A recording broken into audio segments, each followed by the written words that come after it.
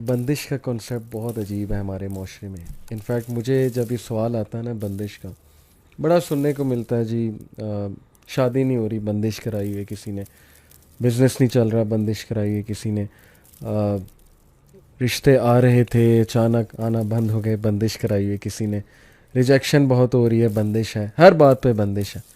تو میں اکثر نے کہتا ہوں کہ بندش کا واحد کنسیپٹ جو مجھے پتہ ہے، آپ کریکٹ بھی جی کیجیے گا جتنا میرا علم ہے، جی بندش جی کا واحد کنسیپٹ جو مجھے پتہ ہے وہ یہ ہے کہ ہمارے گناہوں کی وجہ سے جی یا ہماری اپنی کوتاہیوں کی وجہ سے کوئی چیز اگر ہمیں نہیں پہنچتی، یا ہمارا رزق ڈیلے ہو جاتا ہے گناہوں کی وجہ سے، ہمارے عقیدے کی کمزوری کی وجہ سے، اللہ تعالیٰ پہ توکل نہ ہونے کی وجہ سے، تو یہ والے کانسیپٹ کو تو میں مانتا ہوں کہ چلو بندش اس سینس میں ہے کہ کوئی چیز رک گئی، پہنچنی تھی لیکن رک گئی تمہارے گناہوں کی وجہ سے یا تمہاری اپنی کسی مس کیلکولیشن کی وجہ سے.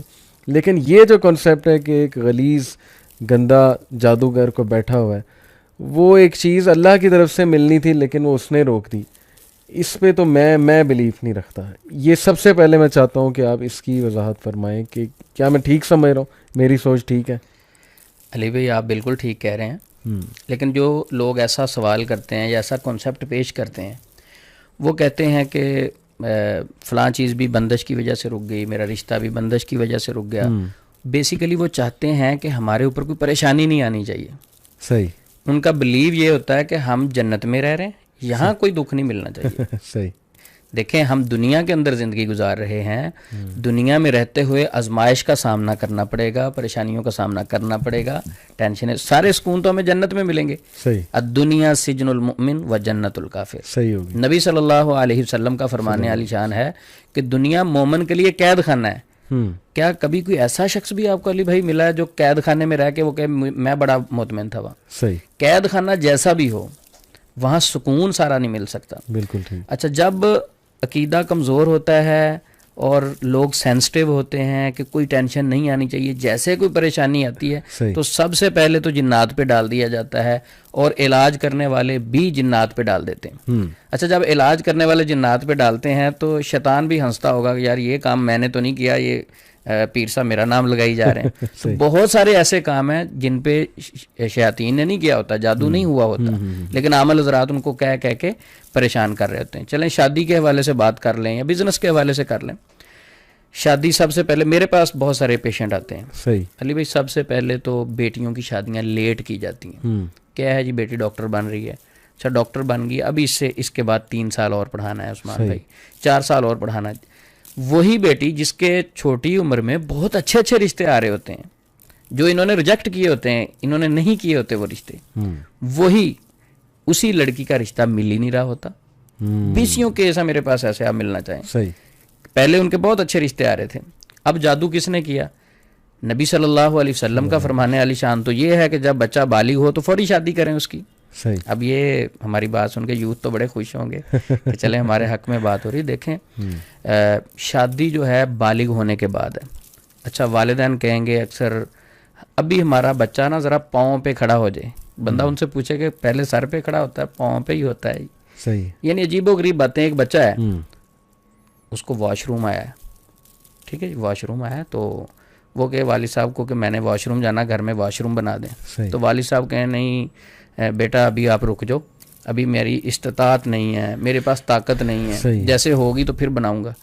تو کیا ہے، وہ تو غلطیوں اور گناہوں کی طرف جائے گا نا. صحیح. صحیح. اس کا تو واش روم بیچ میں ہی نکل جائے گا، اس کے تو اختیار میں نہیں ہے. صحیح. تو اسی طرح شادی جو ہے، جس طرح کھانا ضروری ہے، پانی پینا ضروری ہے، شادی کو وقت پہ کرنا ضروری ہے.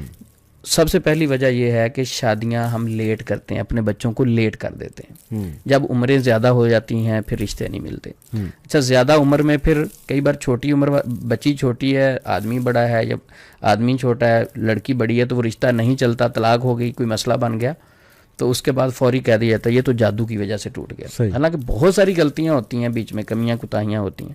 تو میں کہتا ہوں کہ جادو پہ ڈالنے کی بجائے، جنات پہ ڈالنے کی بجائے، شیاطین پہ ڈالنے کی بجائے سب سے پہلے اپنے آپ کو سکین کرنا چاہیے، کوئی میری غلطی تو نہیں ہے.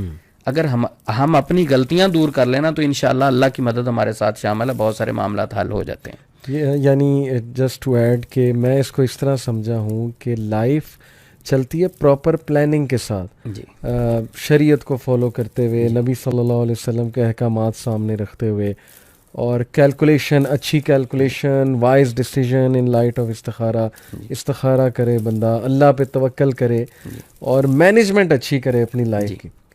وہ چیزیں ہم نے کرنی نہیں ہے, اس طرف ہم نے آنا نہیں ہے, اور بعد میں ہم نے دکھ پا لینے کہ یہ بھی ہو گیا وہ بھی ہو گیا, میری لائف جو ہے اپ سائڈ ڈاؤن ہو گئی ہے. لائف کی اپ سائڈ ڈاؤن ہونے کی بہت بڑی وجہ عثمان بھائی, چونکہ میں ماشاءاللہ ہماری یہ فیلڈ بھی ہے بیہیویئرل مینجمنٹ پلس سائیکالوجی کچھ پڑھی ہے, مین وجہ یہ کہ آپ نے مینجمنٹ ٹھیک نہیں کی. سب سے پہلے آپ اپنی طرف دیکھو کہ آپ کیا ٹھیک چل رہے ہو, ہر لحاظ سے, ہر ڈپارٹمنٹ میں آپ ٹھیک جا رہے ہو. لیکن ایک سوال یہیں میرے ذہن میں پھر آتا ہے کہ میں نے آپ سے پوچھا بھی کہ کیا بندش اور جادو سیم چیز ہے؟ ہمارے معاشرے میں بندش کرانے کا مطلب یہی ہوتا ہے لوگوں کا کہ جادو ہو گیا؟ جی بالکل, بندش اور جادو سے مراد سیم ہی ہوتا ہے کہ کسی چیز میں بھی رکاوٹ فیل کرنا, شادی کسی بھی کام میں رکاوٹ آ گئی, وہ آپ پہ بندش ہوگی یا میرے اوپر بندش ہوگی. بندش ہو جاتی ہے, دیکھیں اس کا ہم انکار نہیں کر سکتے. بندش کے کانسیپٹ کو ہم نہیں سمجھتے, وہ بیسیکلی تخیلات پہ اثر انداز ہوتی ہے. وسوسے انسان کو آنے شروع ہو جاتے ہیں, مایوسی کی طرف چلا جاتا ہے. تو اسلام کہتا ہے کوئی بھی بندہ مایوس ہو, کوئی بھی بندہ اللہ پہ مضبوط توکل نہ کرے تو اس کا کام نہیں ہوگا. اللہ خود فرماتے ہیں, حدیث قدسی ہے, انا عند ظن عبدی بی ان ظن خیرا فلہ ان ظن شرا فلہ. انسان جیسا سوچتا ہے ویسے ہو جاتا ہے. تو شیطان ہمیں مایوس کرنے کی کوشش کرتا ہے. نہیں, لیکن عثمان بھائی یہ کیسے یقین کیا جا سکتا ہے کہ ایک چیز آپ کو اللہ کی طرف سے پہنچنی تھی وہ رک گئی ہے؟ یہ تو عقیدے کی خرابی نہیں؟ دیکھیں جو جادو ہے اس کانسیپٹ کو بھی سمجھنے کی ضرورت ہے. جادو کس کے حکم سے چلتا ہے؟ اللہ کے حکم سے چلتا ہے. صحیح. میں آپ کو تکلیف نہیں پہنچا سکتا, وہ تکلیف اگر پہنچے گی تو وہ اللہ کی طرف سے, یعنی اللہ کے حکم سے پہنچے گی. کیسے کہ اللہ مجھے بھی آزما رہے ہوں گے, آپ کو بھی آزما رہے ہوں گے. اللہ باذن اللہ, یہ سورہ بقرہ آیت نمبر 102 میں یہ ہے, 102 میں ہے کہ اللہ باذن اللہ, اللہ کے حکم کے ساتھ چلتا ہے. اب کچھ لوگ اس سے یہ مطلب نہ نکال لیں کہ اچھا نعوذ باللہ جو جادو ہے اس میں اللہ رب العزت ساتھ دیتے ہیں. ایسا نہیں. جو جادو دنیا میں کوئی کام بھی اللہ کے حکم کے بغیر نہیں ہو سکتا. زہر اگر ایک شخص کھاتا ہے وہ فوری مر جاتا, کچھ لوگ نہیں بھی مرتے, ایسی ریسرچ موجود ہے.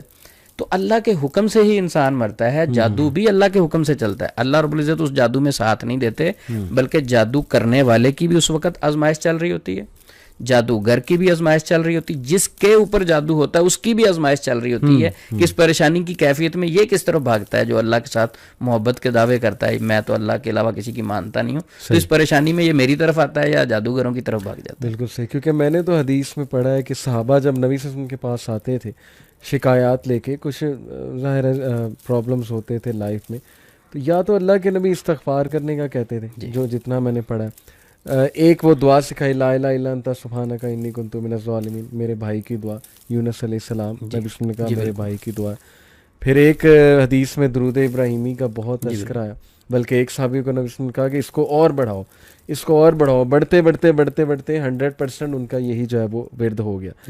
تو اس طرف لوگ آتے نہیں ہیں, انہیں شارٹ کٹس چاہیے کہ کوئی تعویذ ہمیں مل جائے, کوئی ہم کچھ نہ کریں, ہم چینج نہ ہو, ہماری تھنکنگ چینج نہ ہو, ہم یہ نہ دیکھیں ہم نے کس کس کے ساتھ زیادتیاں کی ہوئی ہیں, ہم پتہ نہیں کیا گناہوں میں ملوث ہیں, ہم استغفار نہیں کرتے ہیں.